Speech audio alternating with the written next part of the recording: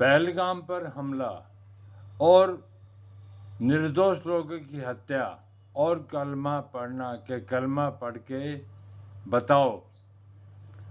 तो मैं इसी पर आपको परमेश्वर और परमेश्वर की जो कानून है और कलमे की जो बात है, भावार्थ है, उस पर लेके चलता हूँ। और हमारे देश के करोड़ों साधु सन्यासी जो धर्म पर कार्य कर रहे हैं उनको निमंत्रण दे रहा हूँ कि अब समय आ गया है कि तुम मेरे साथ, मैं तुम्हारे पीछे चलूँ, क्योंकि तुम कोई कल की अवतार है, कोई और अवतार है। मैं कोई अवतार नहीं हूँ, मैं एक धर्म पर कार्य कर रहा हूँ कि परमेश्वर का कानून क्या बोलता है, परमेश्वर मनुष्य और हर जीव से क्या चाहता है, उसने मनुष्यों को क्यों पैदा किया है, उस पर कार्य कर रहा हूँ।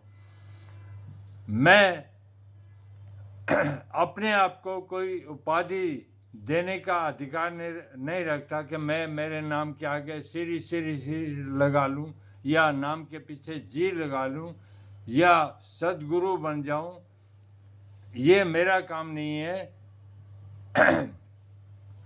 तो जो देश के अंदर धर्म की मर्यादा पर काम कर रहे हैं, अब बात धर्म की आ गई है, बॉर्डर पर सेनाएं तैयार है, सरकार पूरा साथ दे रही है, तो तुम देश के अंदर बैठ के धर्म की क्यों बात कर रहे हो? अब धर्म की शक्ति को दिखाने का वक्त आ गया है। तुम मेरे साथ बॉर्डर पर चलो।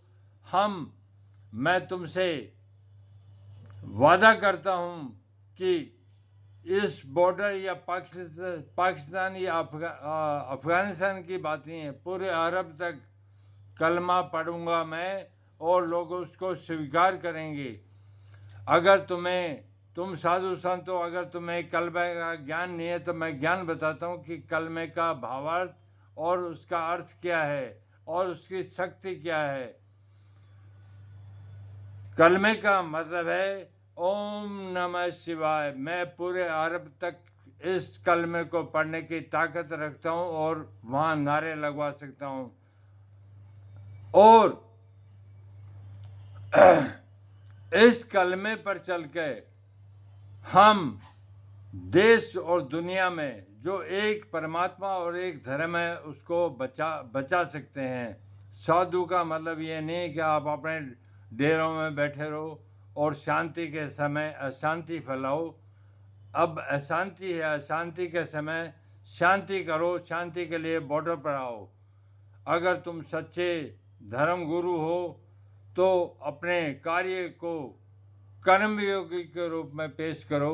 भारतीय सेना अपना काम करने के लिए तैयार है, सरकार अपना काम करने के लिए तैयार है। तुम निहत्थे होकर क्यों बैठे हो? तुम्हारे पास तो धर्म का बहुत बड़ा हथियार है। तुम मेरे साथ चलो, मैं तुम्हारे पीछे चलता हूँ। अगर तुम में काबिलियत नहीं है तो मेरे तो पुरखे भी सेना में थे, दादा परदादा मेरा बाप सब सेना में रहे हैं, तो तुम मेरे पीछे हो लो।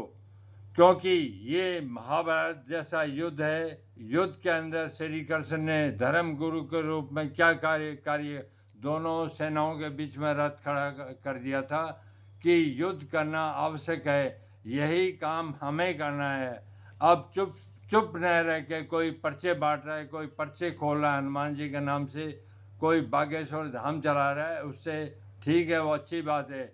अब प्रत्यक्ष शक्ति दिखाने का समय आ गया है।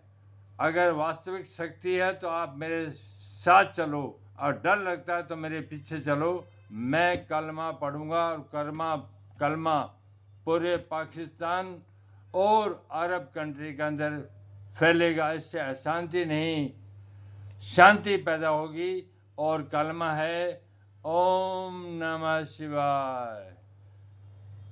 बोले सो निहाल, सत श्री अकाल।